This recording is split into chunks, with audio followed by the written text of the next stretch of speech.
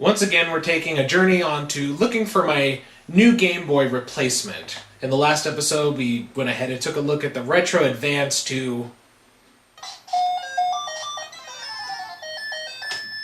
I'm screaming on the inside, and God still can't hear me. Yeah, that happened. But first the worst, second the best, hopefully. This is a product I've been waiting a month for, and hopefully it lives up to the hype that I've seen all over the internet between Facebook, Game Boy communities, Reddit, the works. This is the BittBoy Revision 2. Let's take a look at it.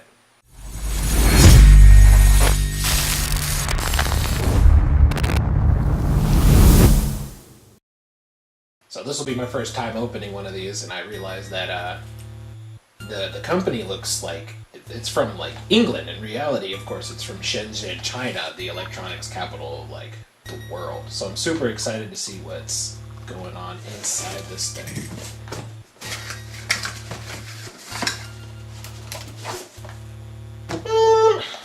That is neat. It looks very nice. It's a lot better than this generic packaging that we have. BittBoy. It looks similar to the original box that it originally came in for the first revision. But here it says it can play NES, Famicom, Game Boy Color, and Game Boy games. So like, that's pretty killer. We're already better off than the Retro Advance. Oh man, just thinking about it, just my heart. Other features it lists: headphones, save games, 2.4-inch display. Unfortunately, it's smaller than the BittBoy screen, which was 3 inches. Full screen original resolution display. Not true. We'll come back to that later. Screen brightness adjustment, 700 milliamp per hour battery. Battery life is 2 to 3 hours, and it has a TV out. I mean, the features sound promising. At least, but I'm pretty sure I said that about the Retro Advance. Toilet paper sheet of instructions. Make sure BittBoy have enough power. Charge it while the power indicator LED light in red. Yeah, I mean, the English isn't too bad. Usually with these guys, the English is really bad and not very good. What else is in the box? Let's see what we got here. Yeah. Ooh, full red, white, and yellow, but still composite. Micro USB. So we're better charger than the other one, which used mini USB, which nobody uses that. It's like 20-year-old. They're like, fuck that. Let's get this shit out of here. Get to the best part. Come on! Wow, this is tiny. This is the BittBoy Revision 2. And it's a lot smaller than I thought it would be. Ooh, screen's a little bit smaller, but I'm gonna assume that it's backlit. Oh, the start and select are really bad. But other than that, like, yeah, you got a full diamond formation, which, come to think about it, I don't know why it would have a diamond formation. It doesn't play anything that would use a diamond formation. Because it didn't say SNES on it. It said, what is it? Famicom, NES, Game Boy Color, and Game Boy. I suppose you could map that to other things.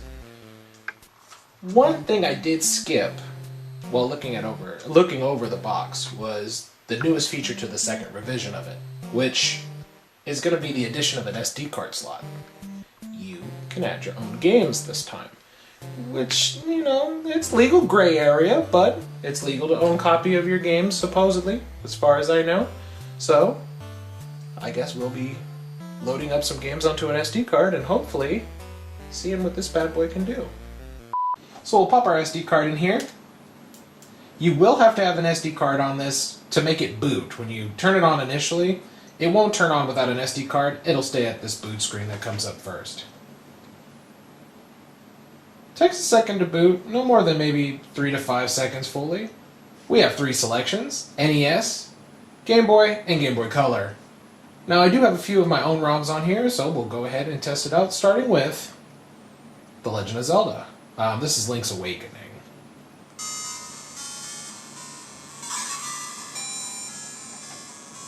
Screen is beautiful. I mean, there's no way around it. Like that screen looks great. It is nicely backlit, and of course you can control certain options. I think you can control the brightness with select in this. Yeah. So select in TB, as they listed in the manual, will turn up the brightness or turn it down. One other thing I have to commend it for is its speaker. Its speaker sounds really good, just not at the volume that it ships with, because it ships at this incredibly high volume.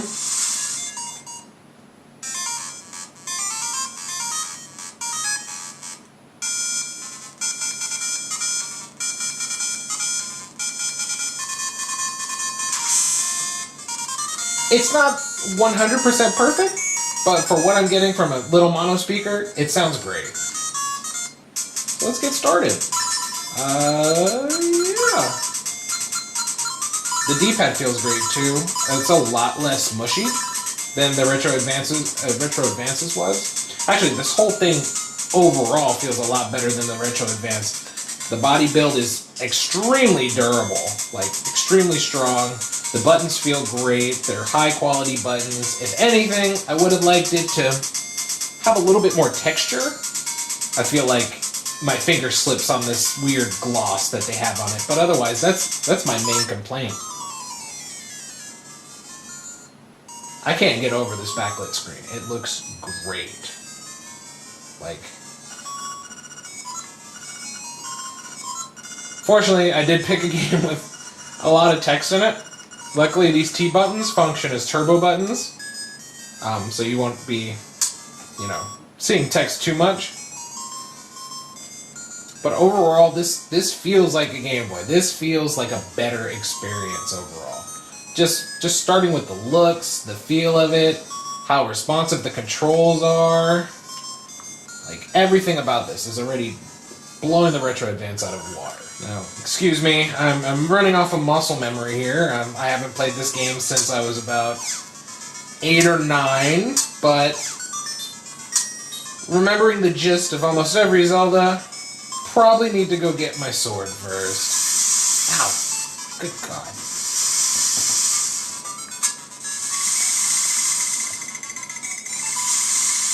I love putting them there. Oh no, not more text. Oh jeez.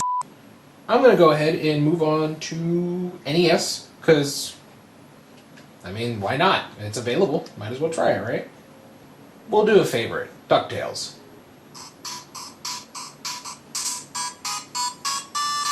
Actually, you know what? We're going to just go ahead and skip that. I'm pretty sure that song is copyrighted. But overall, once again, we get since this game has, honest color to it, you can see how bright and vibrant these colors are. Like, it's really good. The screen that they put in here is amazing. And we'll just go ahead and do the one that everybody's going to want.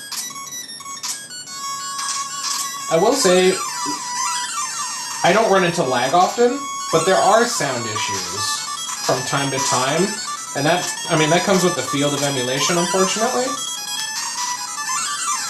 Ooh, ice cream.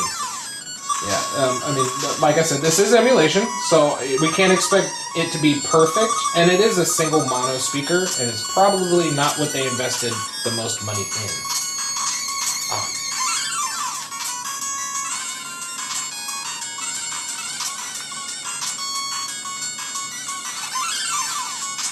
I still got it after all these years. Aw, damn it. So, of course, you see we got 4 buttons here. These are essentially turbo buttons, short hops, and I guess turbo doesn't really work in DuckTales too well, but if you ever needed that.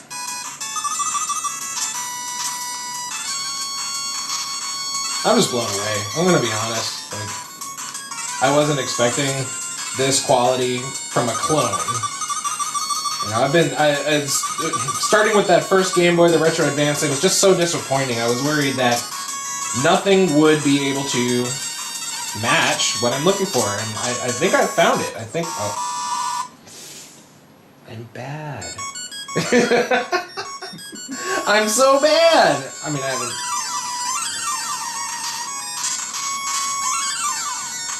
It's just good. It's just good. I don't have any complaints. Like, it's not... I can't find very many faults in this. I guess the only thing I could say was I wish it emulated Game Boy Advance, but, like, that would just make me feel like I'm not appreciative of what I've had here. It's just so good. It's just good. I'm not gonna lie. This thing is awesome. I probably couldn't put it on a higher shelf if I could. It's well built, it's nice, it's high quality, and it feels like a love letter to the fans. It feels like that a company took their time knowing that how much this meant to so many people that they wanted to deliver the best experience that they could.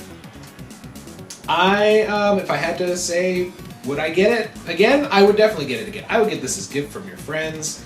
I would get this... I think I would buy 20 just for myself, really. The addition of the micro SD card slot changes the game a lot. The original one didn't have this. And now that I have to slowly rely on my own ROMs and my own collections, means that I can never really be disappointed with what's on there. The limits are endless. Like, I can put with a 32 gigabyte card, I think I could fit every NES, every Game Boy, and Game Boy Color game on there. What's to be upset about? The BittBoy Revision 2, it's amazing. I would definitely recommend it. Just keep in mind that they're very popular right now, and they will go out of stock soon. So if you can get your hands on it, highly recommend it.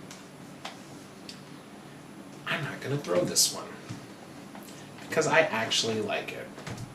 I don't want to break my nice things.